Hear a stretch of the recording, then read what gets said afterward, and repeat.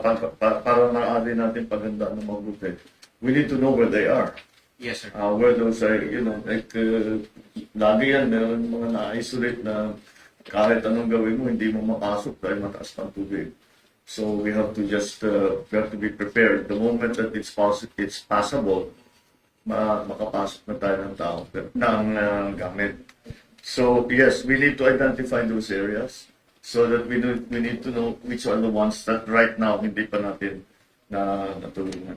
That's actually the most important part because we have 96 roads affected. You don't know where those roads are and where they are going to. So I think another important figure is which communities. Sana sa mapa makita natin itong mga communities na pa-isolate pa, hindi pa mapasok.